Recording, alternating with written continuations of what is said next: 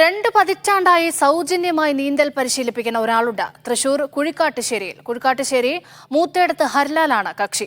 16,000-ലധികം പേരാണ് ഈ കാലയളവിൽ ഹരിലാൽ നീന്തൽ അഭ്യസിപ്പിച്ചത്.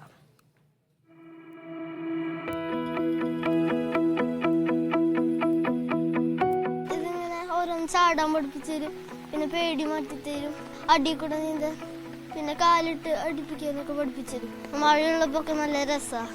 വെള്ളത്തെ ഭയപ്പെടാൻ പാടില്ല, എല്ലാ കുട്ടികളും നീന്തൽ അറിഞ്ഞിരിക്കണം.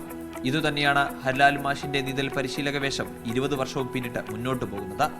4 വയസ്സുകാരൻ മുതൽ 60 വയസ്സുകാരൻ വരെ ഇവിടെ നീന്തൽ അഭ്യസിക്കാനെത്തുന്നു. നീന്തൽ പഠിച്ചു കഴിഞ്ഞാൽ ഇപ്പോൾ വെള്ളത്തിൽ ബോട്ടിലൊക്കെ പോകണമെങ്കിൽ പണ്ട് പേടിയുണ്ടായിരുന്നു, ഇപ്പോട്ടും പേടിയില്ല. വെള്ളത്തിൽ ഇറങ്ങിയാലൊന്നും പറ്റില്ല, നീന്താൻ പറ്റുന്നുള്ള ഒരു ധൈര്യമുണ്ട്. മറ്റ് പരിശീലന കേന്ദ്രങ്ങളിൽ നിന്നും വ്യത്യസ്തമാണ് ഇവിടുത്തെ നീന്തൽ പരിശീലനം. വെള്ളത്തോടുള്ള പേടി മാറ്റുകയാണ് ആദ്യം ചെയ്യുന്നത്. പേടി മാറ്റുന്നതിന് വേണ്ടി ആദ്യം ഇതിൽ ചാടിക്കും, ട്യൂബ് ഇട്ട്, അതായത് സൈസ് ട്യൂബുകൾ ശരീരത്തിലിട്ട് ചാടിക്കും. ചാടി പോകുമ്പോൾ ഇത് മുങ്ങിപ്പോയി കഴിഞ്ഞാൽ കണ്ണിൽ മൂക്കിൽ വായിലൊക്കെ വെള്ളം പോയി അവർക്ക് വിഭ്രാന്തി ഉണ്ടാവും. അപ്പം അങ്ങനെ അവരുടെ പേടി പോയതിന് ശേഷമാണ് നീന്തിക്കുള്ളൂ. നീന്തലല്ല പഠിപ്പിക്കുന്നത്, ആദ്യം നീന്തിക്കും, അങ്ങ് അകലെ വരെ നീന്തിച്ചും പിന്നെ കുറച്ച് ട്യൂബിലെ കാറ്റ് കളയും.